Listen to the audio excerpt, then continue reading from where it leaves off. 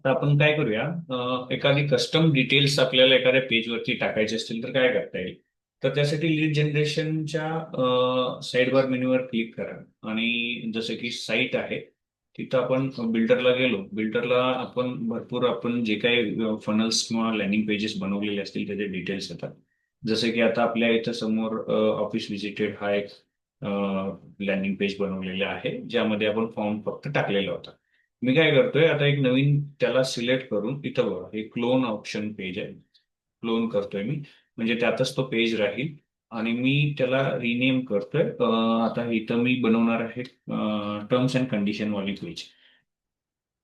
Terms and conditions. Okay, मी त्याला नाव दिलं फक्त आणि याला म्हटलं सेव्ह. ठीक आहे. तर याचं नाव आपण सेव्ह केलं कारण आपल्याला ते ओळखायला पाहिजे त्यासाठी मी त्याला सिलेक्ट केलं. आता सिलेक्ट करून इथं बघा हे एडिट बटन आहे. या एडिट बटनावर क्लिक केल्यावर ते नवीन पेज ओपन होईल ज्यामध्ये मी डेटा एडिट करू शकतो. मग आता मी त्याला डुप्लिकेट केलेलं आहे, क्लोन केलेलं आहे, म्हणजे हा पूर्वी जो डेटा होता तो इथं आहे. ठीक आहे. मग मला आता याच्यात फक्त काय करायचं आहे, हा डेटा फॉर्म इथून रिमूव्ह करायचा आहे. फक्त डिटेल्स आपल्याला फिल करायचे आहेत. त्यामुळं मला हा हेडलाईन आणि हे खालचे डिटेल्स पाहिजेत. मग आता मी इथं काय रिप्लेस करणार आहे. मी रिप्लेस करणार आहे तो डेटा म्हणजे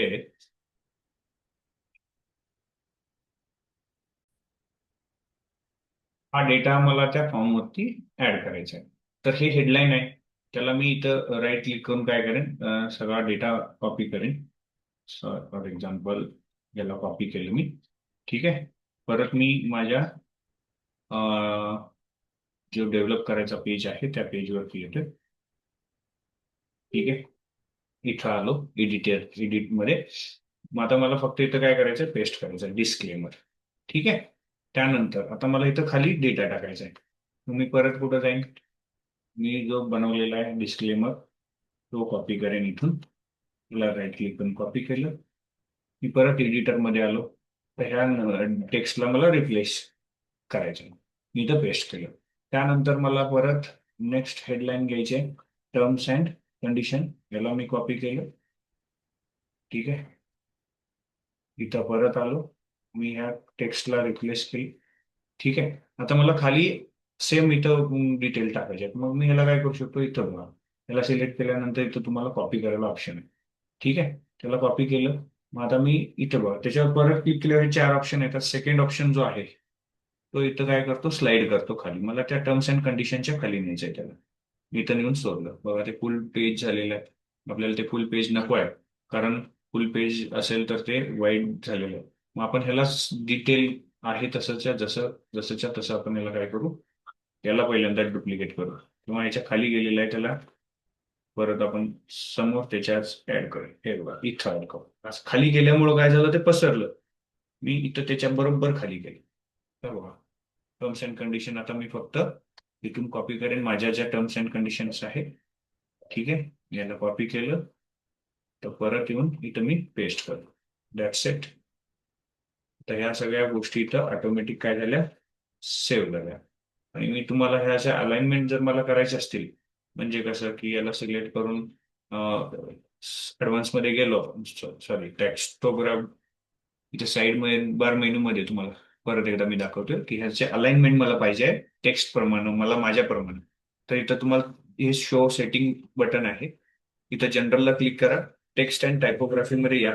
हे मिडल मध्ये केलेलं आहे, सेंटर केलेलं आहे. हे लेफ्ट अलाइन केलं तिथे आलं. जसं तिच्या टेक्स्ट मध्ये होतं तसंच्या तसंच ते बनलेलं आहे परत. ठीक आहे. आता मी याला काय करेन, पब्लिश करेन.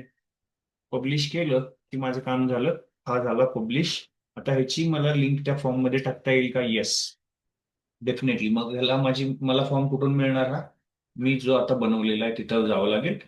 यावरती मी क्लिक केलं जो मी आता टर्म्स अँड कंडिशन बनवलेला आहे आणि त्याची कॉपी URL तुम्हाला इथं करता येईल. आणि मला त्या फॉर्म मध्ये ऍड करायचं असेल तर मी आता यापूर्वी जो बनवलेला आहे त्यामध्ये, तर तुम्हाला फॉर्म मध्ये जावं लागेल. ऑल फॉर्म मध्ये जावं लागेल. ऑल फॉर्म मध्ये आताच आपण बनवलं होतं की टेस्ट साठी बनवलेलं होतं. मी त्याला एडिटला क्लिक करेन आणि रिडायरेक्ट जो आहे इथं बघा, हा रिडायरेक्टला मी तो कॉपी केलेला आता पेस्ट करेन आणि त्याला परत मी पुन्हा सेव्ह करेन. ज्यामुळं काय होईल, हा फॉर्म कुणीही सबमिट केला तर मी आता जो टर्म्स अँड कंडिशन्स वाली पेज आहे त्यावरती तो जाईल. ठीक आहे. आता त्याचबरोबर मला काय करायचं आहे की त्या टर्म्स अँड कंडिशनची पेज पण आपण ऍड केलेली आहे यापूर्वीच्या फॉर्म मध्ये. इथं बघा, हे एनेबल डिक्लेरेशन आहे आणि इथं सुद्धा मला ते घालायचं आहे. तर इथं सुद्धा मी घालू शकतो. आता याचा अर्थ काय होईल, जो कुणी पण हा फॉर्म, जसं की बघा मी आता इथं कॉपी करतोय, नवीन पेस्ट करतोय त्याला. आता याचा काय होईल उपयोग, इथं जर कुणी क्लिक केलं तर आता आपण जी पेज बनवली टर्म्स अँड कंडिशन वाली त्यावरती तो जाईल. ठीक आहे, पहिली गोष्ट.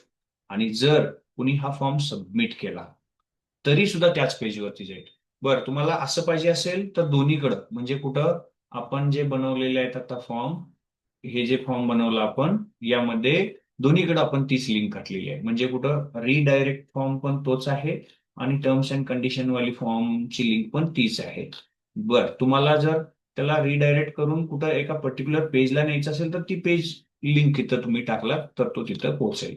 ठीक आहे. तर या पद्धतीनं तुम्ही अपडेट केला तर तुमची रिक्वायरमेंट फुलफिल होईल. Thank you very much.